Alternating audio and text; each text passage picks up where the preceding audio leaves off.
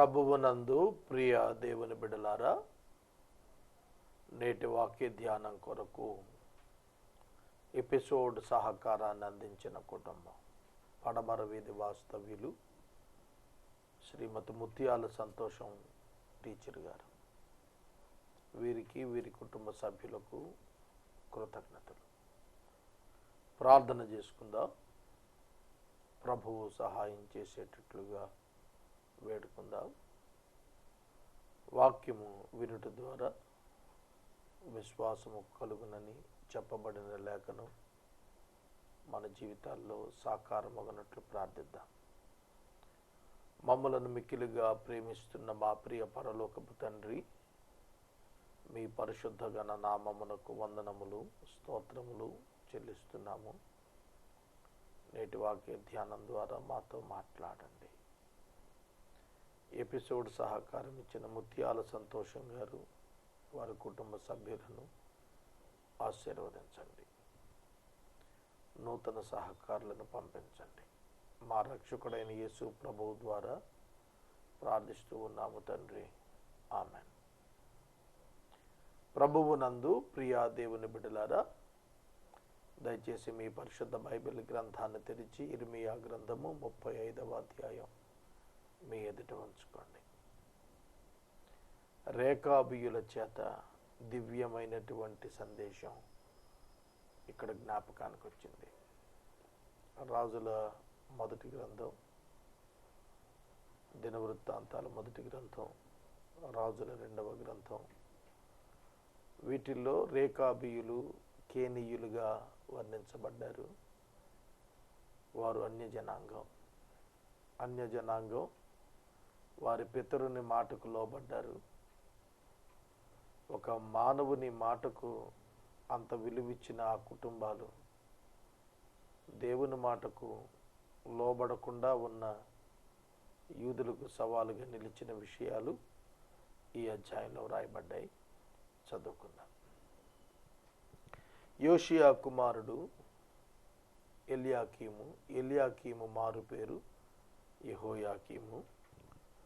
ఇతని దినాల్లో ఇర్మియాకు దేవుని యొద్ద నుండి ప్రత్యక్షమైన వాక్కు, నీవు రేకాబీయుల యొద్దకు పోయి వారితో మాట్లాడు. యెహోవా మందిరములోని గదులలో ఒకదానిలోనికి వారిని తోడుకొని పోయి త్రాగుటకు వారికి ద్రాక్షారసము ఇమ్మని సెలవీయగా, నేను ఇర్మియా కుమారుడును యజన్యా మనవడును అయిన హబజ్జిన్యాను అతని సహోదరులను అందరినీ, అనగా రేకాబీయుల కుటుంబాలందరినీ తోడుకొని వచ్చాను. యెహోవా మందిరములో దైవజనుడుకు ఇగ్దల్యా కుమారుడైన హనాను కుమారుల గదిలోనికి వారిని తీసుకుని వచ్చాను. అది రాజుల గదికి సమీపాన ద్వారపాలకుడును షెల్లూము కుమారుడును అయిన మయషేయ గదికి పైగా ఉన్నది. నేను రేకాబీయుల ఎదుట ద్రాక్షారసముతో నిండిన పాత్రలను గిన్నెలను పెట్టి, ద్రాక్షారసం త్రాగండి అని వారితో చెప్పగా, వారు, మా పితరుడగు రేకాబు కుమారుడైన యెహోనాదాబు మీరైనను మీ సంతతి వారైనను ఎప్పుడునూ ద్రాక్షారసం త్రాగకూడదని మాకు ఆజ్ఞాపించను గనుక మేము ద్రాక్షారసము తాగము. మరియు మీరు ఇల్లు కట్టుకొనవద్దు, విత్తనములు విత్తవద్దు, ద్రాక్ష తోట నాటవద్దు, అది మీకుండనే కూడదు. మీరు పరవాసము చేయి దేశములో దీర్ఘాయుష్మంతులగునట్లు మీ దినములన్నీ గుడారములలోనే నివసింపాలని అతడు ఆజ్ఞాపించెను. కావున మా పితరుడైన రేకాబు కుమారుడు యెహోనాదాబు మాకు ఆజ్ఞాపించిన సమస్త విషయాలలో అతని మాటను బట్టి మేము కానీ, మా భార్యలు కానీ, మా కుమారులు కానీ, మా కుమార్తెలు కానీ ద్రాక్షారసము త్రాగుటలేదు. మా తండ్రి అయిన యెహోనాదాబు మాకు ఆజ్ఞాపించిన సమస్తాన్ని బట్టి మేము విధేయులు మొగనట్లుగా కాపురమునకు ఇండ్లు కట్టుకొనట్లేదు. ద్రాక్షావనాలు కానీ పొలాలు కానీ సంపాదించటలేదు, విత్తనమైనా చల్లటలేదు, గుడారములలోనే నివసిస్తూ ఉన్నాము. అయితే బబులోను రాజు అయిన నెబుకద్నెజరు ఈ దేశంలో ప్రవేశింపగా కల్దీల దండుకు సిరియనుల దండుకు భయపడి మనము యెరూషలేమునకు పోదాము రండిని మేము చెప్పుకుంటేము గనుక మేము యెరూషలేములో కాపురం ఉన్నాము అని చెప్పేది. ఇక్కడ నేను 11 వచనాలు చదివాను. వీటిల్లో రెకాబీయులు, కేనీయులుగా చెప్పబడిన వీరు యెహోనాదాబు అను రేకాబు యొక్క కుమారుడు. తన సంతానానికి తెలియపరిచిన మాట చొప్పున వాళ్ళు తరతరాలుగా దాన్ని ఫాలో అవుతూ వస్తున్నారు. ఆ సందేశం ఏమిటి? ద్రాక్షారసం మీరు తాగకూడదు, మీ సంతానం త్రాగకూడదు. చూడండి, వీరు అన్యులే, కానీ వీరి సుగుణాలు గొప్పవి. వీరు అన్యులే, కేనీయులు, రెకాబీయులు, కానీ వీరు గొప్ప సుగుణాన్ని కలుగున్నారు. అదేమిటంటే మాట వినుట. మాట వినాలి అంటే మాట యందు విశ్వాసం కావాలి. ఆ మాట ఎవరు చెప్పారో అతని యందు విశ్వాసం మొదట కావాలి. రేకాబు కుమారుడైన యెహోనాదాబు మీద అతని ప్రజలకు నమ్మకం ఉంది. అందుకే అతని మాటను వారు నమ్మారు. తరతరాలుగా అతడు చెప్పినట్టుగా ద్రాక్షారసం త్రాగటం మానేశారు. సోదరుడా, సోదరి, నాన్ జ్యూస్ యూదేతరులే, కానీ ఆధ్యాత్మికంగా సుగుణాలు కలిగిన వారు. యూదులై ఉండి దేవుణ్ణి విడిచి విగ్రహారాధన చేసిన యూదుల ఎదుట విగ్రహారాధికులై ఉండి విగ్రహాలను విడిచి దేవుని వాక్కుకు లోబడిన వారుగా కేనీయుల సంతతి, రెకాబీయుల సంతానం కనిపిస్తున్నారు. చూడండి, మాట మేము విని తరతరాల నుండి మేము ద్రాక్షారసము త్రాగటలేదు. ద్రాక్షారసము మద్యము విక్కిరింతల పాలు చేస్తుంది. పితరుడు చెప్పాడు మద్యం తాగొద్దు అన్నాడు. మన తరంలో, మన నెక్స్ట్ జనరేషన్స్లో, తరతరాల్లో ఎవరు ద్రాక్షారసం తాగొద్దని ఆజ్ఞ ఇవ్వగా వారందరూ ఫాలో అవుతూ వచ్చారు. Gentile people following the precious words of their ancestor. వారి యొక్క ప్రాచీన పురుషుడైన రేకాబు కుమారుడు యెహోనాదాబు యొక్క మాటలు వారు 100% తూచా తప్పకుండా పాటించారు. పెద్దల మాట వారు పాటించడంలో వెనుతిరగలేదు. అంతేకాదు, ద్రాక్ష తోటలు నాటకండి, ఇండ్లు కట్టుకోకండి, విత్తనాలు వేయకండి, దీర్ఘాయుష్మంతులుగా మీరు పరవాసం చేయి దేశంలో దీర్ఘాయుష్మంతులు అయ్యేట్టు గుడారాల్లోనే నివసించండి అని చెప్పాడు. ఇండ్లు కట్టుకోవద్దు, మేక్ ఏ టెంపరీ అరేంజ్మెంట్. ఒక తాత్కాలికమైన నివాసమే తప్ప శాశ్వత నివాసాలు వైపు వెళ్ళద్దు. మేక్ ఎ టెంట్, గుడారం వేసుకోండి, భవనాలు కట్టకండి అన్నాడు. ఎప్పటి మాట ఇది? ఎప్పటి మాట? క్రీస్తు పూర్వము 600 సంవత్సరాలప్పుడు యెహోయాకీము అనే యోధారాజు పరిపాలన జరుగుతున్న కాలంలో ఈ మాటలు దేవుడు చదివించాడు. 2600 సంవత్సరాల క్రితం ఈ మాటలు పలుకబడ్డాయి. గుడారాల్లో నివసించమన్నాడు. ఏమిటి దీనిలో సందేశం? పరవాసులుగా బ్రతకాలి, అది సందేశం. లోకం శాశ్వతం కాదు, మనం నివసిస్తున్నది శాశ్వతం కాదు, మనం నివసిస్తున్నది మనది కాదు, మనం విడిచిపెట్టి వెళ్ళాల్సిందే. కాబట్టి విడిచిపోయే దాని కొరకు ఎలా మనం మన జీవితాలు సమర్పించాలి. కాబట్టి మనం గుడారపు జీవితాల్లో జీవించాలి. విత్తనాలు వేయొద్దు, వ్యవసాయం చేయొద్దు, ద్రాక్ష తోటలు నాటొద్దు.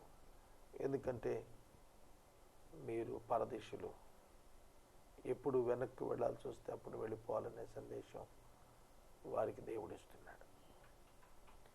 కనుక రెకాబీయుల నుంచి మనం నేర్చుకోవలసినవి అనేకమైన పాఠాలు ఉన్నాయి. గుడారాలు బైబిల్ గ్రంథంలో అబ్రహాము మొదలుకొని భక్తులు, శ్రేష్ఠులు భవనాల వైపు వెళ్ళలేదు, గుడారాల వైపే వెళ్ళారు. ఎందుకు గుడారాల వైపు వెళ్ళారు?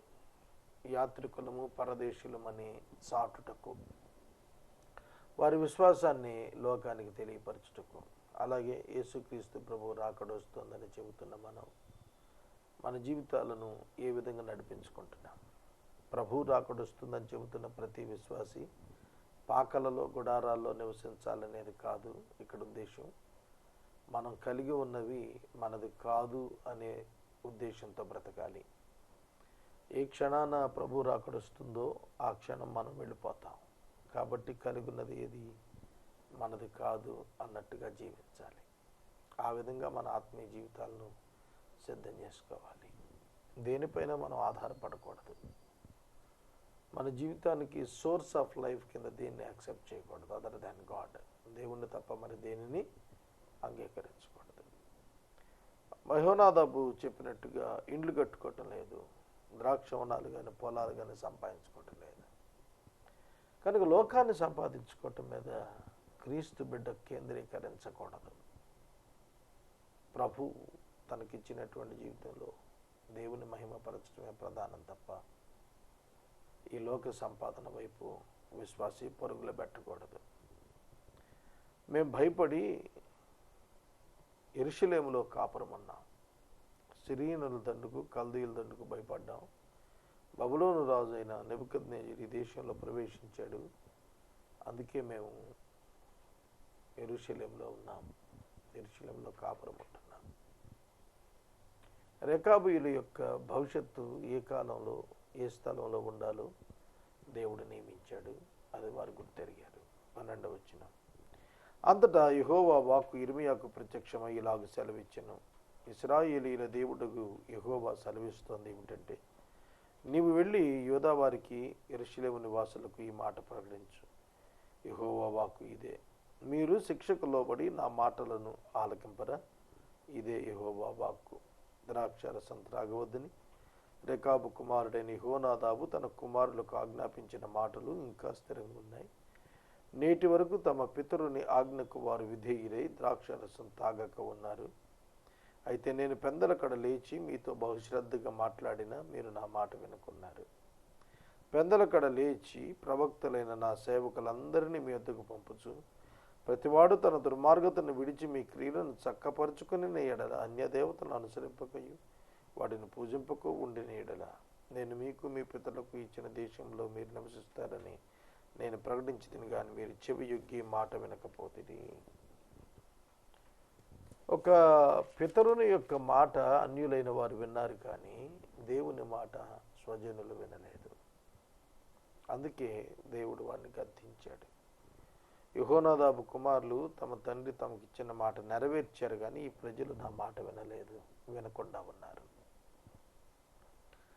చూడండి, చాలా సందర్భాల్లో క్రైస్తవుని కంటే క్రైస్తవేతరుడే బెటర్ అనిపిస్తాడు కొన్ని సందర్భాల్లో.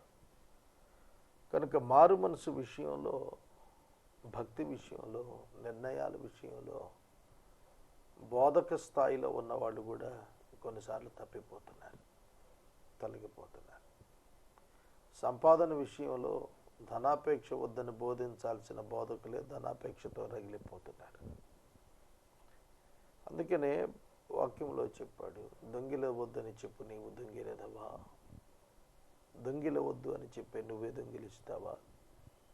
కనుక దేవుని యొక్క వాక్యములో బోధకుడుగా ఉండేటువంటి వాడు ఒక model life and moral life కలిగిన వాడిగా ఉండాలి. ఇది మనం తెలుసుకోవాల్సిందే. 17వ వచనం, కాబట్టి ఇశ్రాయేలు దేవుడును సైన్యములకు అధిపతియుగును యెహోవా ఇలా సెలవిస్తున్నారు, నేను వారితో మాట్లాడి తిని కానీ వారు వినకపోయారు, నేను వారిని పిలిచి తిని కానీ వారు ప్రత్యుత్తరం ఇవ్వకపోయారు. కనుక యూదా వారి మీదకి యెరూషలేం వారి మీదకి రప్పిస్తానని నేను చెప్పిన కీడు అంతటినీ కూడా నేను రప్పిస్తున్నాను. రేకాబీయులు పితరుల మాట విని వారు ద్రాక్షారసం మానేశారు, ద్రాక్ష తోటలు నాటడం మానేశారు, విత్తనాలు వేయటం మానేశారు, గుడారాల్లో ఉండటం జీవించారు. ఎందుకు అదంతా చేశారంటే దేవుని సన్నిధిలో వారి కుటుంబాలు ఉండాలి యెరూషలేములో అని వాళ్ళు భావించారు. యెరూషలేములో ఉండాలి అని అనగా మారు మనసు పొందిన అనుభవం కలిగిన వారమై ఉండాలి. నిబంధన కలిగిన వారమై ఉండాలి, పశ్చాత్తాపం కలిగిన వారమై ఉండాలి, పరవాసుల అనుభవాన్ని కలిగిన వారమై ఉండాలి. నిలువరమైన పట్టణం మనకు లేదనే భావనతో మనం ఉండాలి అని వాళ్ళు ఫాలో అవుతూ వచ్చారు. వాళ్ళు అన్యులు అయినా ఫాలో అయ్యారు. కానీ యూదులు దేవుడు తమకు చెప్పిన మాటను పక్కకు పెట్టేసి ఈ స్థలంలో విధేయులైతేనే ఉంటారు, లేకపోతే మిమ్మల్ని నేనే బయటికి పంపుతానన్న మాటను లక్ష్య పెట్టకుండా వారు ద్రాక్షారసానికి అలవాటు పడ్డారు, లోక సంపాదనకు అలవాటు పడ్డారు. దాన్ని బట్టి దేవుడు వారికి శిక్ష రప్పిస్తాననేది డిక్లేర్ చేశాడు. తర్వాత 18వ వచనం చూస్తున్నప్పుడు రెకాబీయులకు కలిగిన దీవెన.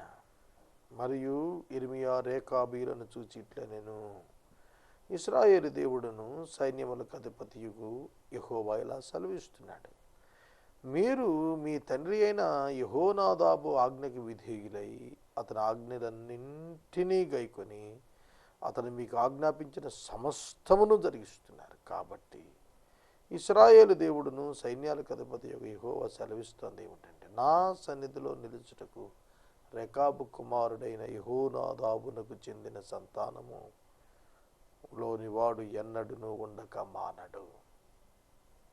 యెహోనాదాబు సంతానము నా సన్నిధిలో నిత్యం ఉంటారు. గ్రహిస్తున్నారా?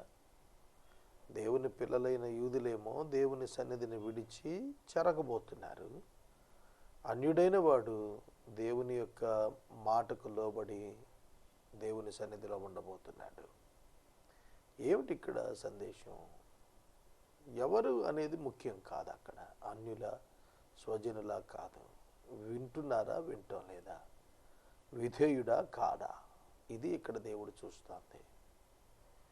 కనుక మన జీవితాల్లో కూడా అంతే. మనం వాక్యం వింటున్నామా, దాని ప్రకారం చేస్తున్నామా, అది దేవుడు చూస్తాడు. అంతేగాని మనం ఎన్ని సంవత్సరాల క్రైస్తవులం, ఎన్ని తరాల క్రైస్తవులం అని దేవుడు చూడడం. దేవునికి కావాల్సింది విధేయత. విధేయులకు ఆయన దీవెనలు శాశ్వతంగా దొరుకుతూనే ఉంటాయి. 36వ అధ్యాయం. యూదా రాజైన యోషియా కుమారుడు యెహోయాకీము 4వ సంవత్సరాన యెహోవా వాక్కు ఇర్మియాకు ప్రత్యక్షమై ఇలా సెలవిచ్చెను, నీవు పుస్తకపు చుట్ట తీసుకుని నేను నీతో మాట్లాడిన దినం మొదలుకొని, అనగా యోషియా కాలం మొదలుకొని క్రీస్తు పూర్వం 625 మొదలుకొని నేటి వరకు ఇశ్రాయేలు వారిని గురించి, యూదా వారిని గురించి, సమస్త జనుల గురించి నీతో పలికిన మాటలన్నింటినీ దాని యందు వ్రాయుము. పుస్తక చుట్ట తీసుకొని దాని యందు వ్రాయుము, గ్రంథస్థం చేయమంటున్నాడు. మాటలు భద్రపరచబడినట్లు, రుజువుగా సాక్షార్థంగా కనపడేటట్లు దేవుడు మాట్లాడిన మాటలు ఒక పుస్తకపు చుట్టలో వ్రాయమనేటువంటి బాధ్యత ఇర్మియాకి ఇస్తున్నాడు. దీనిలో ఏం నేర్చుకోవాలి? ఇది సాక్షార్థం, 2 రుజువు నిమిత్తం, 3 అవి నెరవేరినప్పుడు దేవుని బయలుపరిచే అందుకు దేవుడు వాటిని అలా చేయమన్నాడు.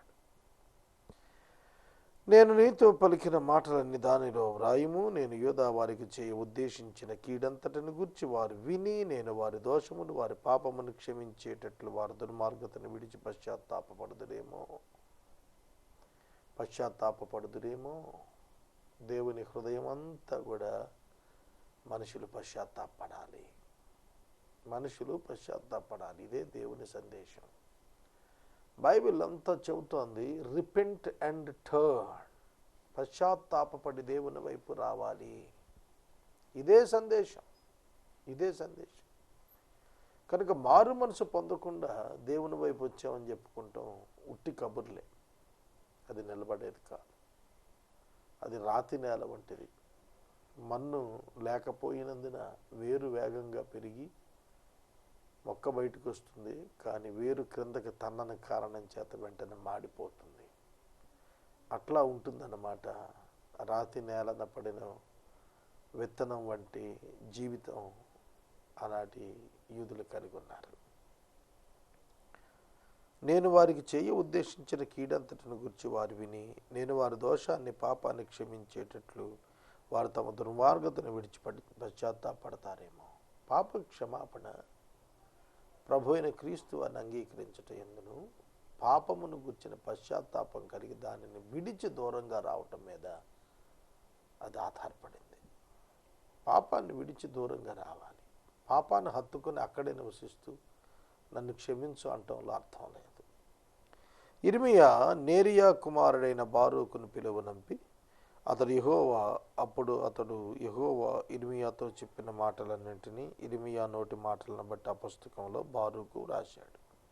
ఇర్మియా బారూకునకు ఇలా చెప్పాడు, ఆజ్ఞ ఇచ్చాడు. నేను యెహోవా మందిరంలోనికి రాకుండా నిర్బంధించబడి తిని, కాబట్టి నువ్వు వెళ్ళి ఉపవాస దినమున యెహోవా మందిరములో ప్రజలకు వినపడినట్లు నేను చెప్పగా నీవు పుస్తకములో వ్రాసిన యెహోవా మాటలు చదివి వినిపించు. తమ పట్టణముల నుండి వచ్చు యూదాజనులకు వినిపించేటట్లుగా చదివి వినిపించు. ఒకవేళ వారి విన్నపాలు యెహోవా దృష్టికి అనుకూలమునగనేమో, ఒకవేళ వారు చెడు మార్గం విడిస్తారేమో, నిజంగా ఈ ప్రజల మీదకు ఉగ్రత మహాకోపం వచ్చునని యెహోవా ప్రకటించి ఉన్నాడు. ఇర్మియా బారూకుతో చెప్తున్నాడు, నువ్వు ప్రజల యొద్దకు వెళ్ళి పుస్తకంలో నేను చెప్పగా నువ్వు రాసిన వాటిని చదివి వినిపించు. People must hear the warning of God which was given to his servant.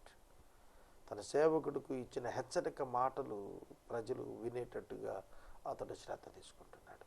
తాను గ్రంథస్థం చేయటమే కాదు, గ్రంథస్థం చేసినటువంటి మాటలను తీసుకుని వెళ్ళి చదవమన్నాడు.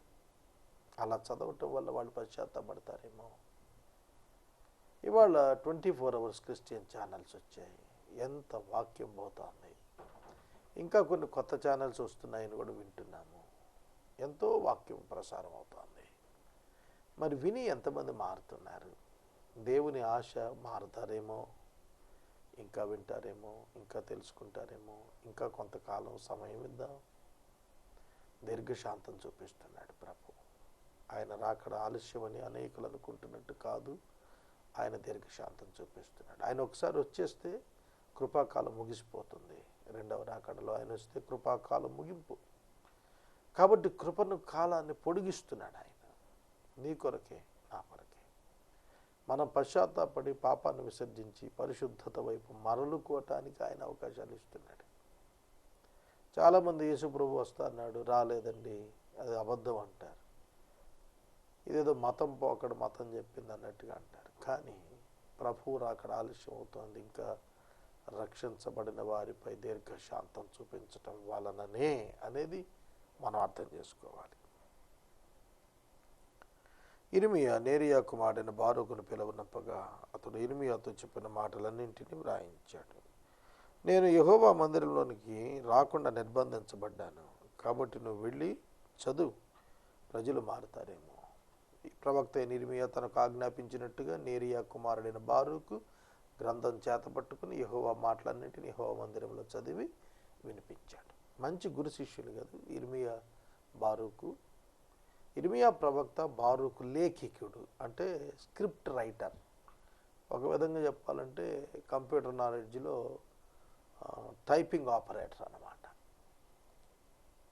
ఇర్మియా సందేశం చెబుతున్నాడు, దాన్ని ఇతను రాస్తున్నాడు. ఇప్పుడు పరిభాషలో టైప్ చేస్తున్నాడు అంటాను, చూశారు అది. కనుక ఇర్మియా చెప్పినట్టు బారూకు ప్రవర్తించాడు. ఇవాళ ఇట్లాంటి వాళ్ళు ఉన్నారా? బారూకు గ్రంథం తీసుకెళ్లి ప్రజల మధ్యన ఇర్మియా పక్షంగా ప్రకటించాడు. ఎందుకంటే ఇర్మియా అరెస్ట్ అయ్యి ఉన్నాడు. ఇర్మియా అక్కడికి పోలేడు. ఇర్మియాకు ఫ్రీ హ్యాండ్స్ లేవు. కాబట్టి ఇర్మియాకు దేవుడు చెప్పిన సందేశం ప్రజలకు చేరాలంటే ఇంకొక పర్సన్ అవసరమయ్యాడు, అతడే బారూకు. బారూకు ఫెయిత్ఫుల్ సర్వెంట్. వెళ్ళి ప్రకటించమనగానే వెళ్ళి ప్రకటన చేశాడు. యూదారాజైన యోషియా కుమారుడు యెహోయాకీము ఏలుబడి యందు 5వ సంవత్సరం 9వ నెల యెరూషలేములో ఉన్న ప్రజలందరూ యూదా పట్టణం నుండి యెరూషలేముకు వచ్చిన ప్రజలందరూ యెహోవా పేరిట ఉపవాసం చాటింపగా బారూకు యెహోవా మందిరంలో లేఖికుడైన షాఫాను కుమారుడైన గెమరియా గదికి పైగా ఉన్న శాలలో యెహోవా మందిరపు కొత్త ద్వారా ప్రవేశాన్ని జనులందరూ వినేటట్లు ఇర్మియా చదివిన మాటలను గ్రంథంలో నుండి వినిపించాను. షాఫాను కుమారుడైన గెమరియా కుమారుడు మీకాయా గంధములోని యెహోవా మాటను విని రాజనగర్లో ఉన్న లేఖికుని గదిలోనికి వెళ్ళగా ప్రధానులందరూ లేఖికుడైన ఎలీషామా, షమయా కుమారుడైన దెలాయా, అక్బోరు కుమారుడైన ఎల్నాతాను, షాఫాను కుమారుడైన గెమరియా, హనన్యా కుమారుడైన సిద్కియా అని వారు ప్రధానులు అక్కడ కూర్చున్నారు. బారూకు ప్రజలందరికీ వినబడినట్లు ఆ పుస్తకంలో నుండి చదివించిన మాటలను మీకయ్య వారికి తెలియజెప్పగా, ప్రధానులందరూ కూషీకి ఇనుమనుముడును షెలెమ్యాకు మనవుడైన నెతన్యా కుమారుడైన యెహూదిని బారూకునందుకు పంపి, నీవు ప్రజల వినికిడిలో చదివిన పుస్తకం చేట పట్టుకుని రమ్మనగా ఆజ్ఞేయగా నేరియా కుమారుడు బారూకు ఆ గ్రంథము చేత పట్టుకుని వచ్చిన. అతడు రాగా వారు, నీవు కూర్చుండి మాకు వినిపించమనగా బారూకు దాన్ని చదివి వినిపించిన. వారు ఆ మాటలన్నింటినీ విన్నప్పుడు భయపడి ఒకరినొకరు చూసుకుని, మేము నిశ్చయముగా ఈ మాటలన్నీ రాజునకు తెలియజేస్తామని బారూకుతో అనేది. మరియు ఈ మాటలన్నింటిని అతడు చెప్పుచుండగా, నీవెట్లు రచితివి, అది మాకు తెలియజెప్పమని వారు అడుగగా, బారూకు అతడు నోట నుండి ఈ మాటలన్నింటిని పలుకగా, నేను పుస్తకములు వాటిని సిరాతో వ్రాసితునని వారికి ఉత్తరం ఇచ్చాను. నీవును ఇర్మీయాయును పోయి దాగి ఉండండి, మీరున్న చోటు ఎవరికి తెలియచేవద్దు నా ప్రధానులు చెప్పి శాలలో ఉన్న రాజునందుకు వెళ్ళి తాము ఆ మాటను రాజు చెవుల్లో చెప్పిరి. కానీ ఆ పుస్తకపు చుట్టను లేఖికుడి నిరీక్షామ గదిలో దాచిపెట్టిరి. ఆ గ్రంథమును తెచ్చుటకు రాజు యెహూదిని పంపగా, అతడు లేఖికుడైన ఎలీషామ గదిలోను దాన్ని తీసుకుని వచ్చి రాజు వెనికిడిలోను రాజునొద్ద నిలిచి ఉన్న అధిపతులందరి వెనికిడిలోను దాన్ని చదివాడు. 9వ మాసమున రాజు శీతాకాలపు నగర్లో కూర్చుని ఉండగా అతడు ముందర కుంపటిలో అగ్ని రగులుచుండెను. యెహూది 3-4 పుటలు చదివిన తర్వాత రాజు చాకుతో దాన్ని కోసి కుంపటిలో వేయగా, ఆ కుంపటిలో ఉన్న అగ్ని చేత బొత్తిగా కాలిపోయిన గాని రాజైనను ఆ మాటలను వినిన అతని సేవకులు ఎవరైనాను భయపడలేదు, వస్త్రాలు చింపుకొనలేదు. చూడండి, ఆశ్చర్యం కాదు. రాజు దగ్గరికి వెళ్ళి వాళ్ళు చెప్పారు, అయ్యా మాకు ఇట్లాంటి మాటలు వినిపించాయి, పలానా బారూకు ఇలా చదివి వినిపించాడు. ఆ గ్రంథం తీసుకురమని యెహూదీని పంపించాడు. గ్రంథం తీసుకొచ్చారు. మళ్ళా చదవమన్నాడు రాజు. మళ్ళీ చదివాడు. చదివినప్పుడు వస్త్రాలు చించుకుని పశ్చాత్తాపడాల్సిన రాజు వస్త్రాలు చించుకోలేదు, పశ్చాత్తాపడలేదు. పైగా ఆ గ్రంథాన్ని తగలబెట్టమన్నాడు. స్వయంగా కోసి మంటల్లో వేశాడు. ఎంత దారుణం అండి. రేకాబీయులు పితరుడైన యెహోనాదాబు చెబితే ద్రాక్షరసం మానేశారు, విత్తనాలు ఇటు మానేశారు, ఇండ్లు కట్టుకోవటం మానేశారు, గుడారాలు జీవించారే. కానీ యూదుల రాజు ఏమిటి, దేవుడు చెప్పిన మాటలను గ్రంథంలో రాసి తీసుకొస్తే అగ్నిలో వేసి కాల్చేయమన్నాడు. ఎంత దారుణంగా ఉందండి పరిస్థితి. కనుక problem is with the leader of the public. ప్రజలకు నాయకుడిగా ఉన్నవాడు కన్విన్స్ కాలేదు, కన్ఫెస్ కావటం లేదు, కన్విక్ట్ అవటం లేదు. దేవుని ఎదుట తాను పాపినని దోషినని ఒప్పుకొని కన్నీరు కార్చడం లేదు. అది విషాదకరం. ఇందులో మనం చూడాల్సిందే. ఆ గ్రంథం కుంపటిలో అగ్నిచేత బొత్తిగా కాలిపోయింది. గ్రంథాన్ని కాల్చవద్దని ఎల్నాతాను, దెలనియా, గెమరియా రాజుతో మనవి చేస్తే అతడు వినలేదు. లేఖికుడైన బారూకును ప్రవక్తని ఇర్మీయాను పట్టుకోవాలని యెరహ్మెయేలునకు, అజ్రీయేలు కుమారుడైన శెరాయాకును, అబ్దెయేలు కుమారుడైన షెలెమ్యాకును రాజు ఆజ్ఞాపించిన కానీ యెహోవా వారిని దాచేశాడు. చూడండి, ప్రవక్త ప్రవచించినందుకు, ప్రవక్త సహాయకుడిగా బారూకు లేఖలో రాసినందుకు ఇద్దరిని బట్టు రమ్మన్నాడు, ఇద్దరిని చంపటానికి. కానీ దేవుడు వారిని దాచాడు. God is in control of everything, do not fear. ఇర్మీయాను బారూకును దేవుడు దాచాడు, దేవుడు సహాయం చేశాడు. ఈ రాత్రి వాక్య ధ్యానాన్ని ముగిస్తున్నాను. విధేయత చూపిద్దాం. ఇదే సందేశం, విధేయత చూపిద్దాం, విశ్వాసం ఉంచుదాం. ఈ రాత్రి ఎపిసోడ్కి సహకరించిన కుటుంబం పడమర వీధి వాస్తవ్యులు ముత్యాల సంతోషం తల్లి గారు, వారి కుటుంబ సభ్యులు సహకారం ఇచ్చారు. ఎపిసోడ్ సహకారులు చాలా తక్కువ మంది. ఇవాళే ఈ మాసానికి మొదటి ఎపిసోడ్ సహకారి కనుక ప్రభువు అనుగ్రహించినట్లు ప్రార్థించండి. ప్రార్థన. మమ్మల్ని మిక్కిలికి ప్రేమిస్తున్న మా ప్రియ తండ్రి, మీకు వందనాలు. వాక్యము విన్న బిడ్డలను దీవించమని ప్రార్థిస్తున్నాము. యూదుల రాజులు పశ్చాత్తాపడలేదు, వస్త్రాలు చించుకోలేదు. రేకాబీయులు మనుషుల మాటలు విన్నారు, వారి పితరుల మాటలకు లోబడ్డారు. కానీ స్వయంగా దేవుని మాటలకు ఆయన రాజు లోబడలేదు, అధికారులు లోబడలేదు. ప్రజల మీదకి శాపం తెచ్చారు. ఈనాడు మేము మా కుటుంబాలు మీ మాట వినుటకు సహాయం చేయమని ప్రార్థిస్తున్నాము. అవిధేయులం కాక విశ్వాసంతో ఉండటకు కృపనిమ్మని రక్షకుడైన యేసయ్య ద్వారా అడుగుచున్నాం తండ్రి. ఆమెన్. తండ్రి అయిన దేవుని ప్రేమ, కుమారుడైన యేసయ్య కృప, పరిశుద్ధాత్మ యొక్క అన్యోన్య సహవాసము సదాకాలం మనందరికీ తోడై ఉండును గాక. ఆమెన్.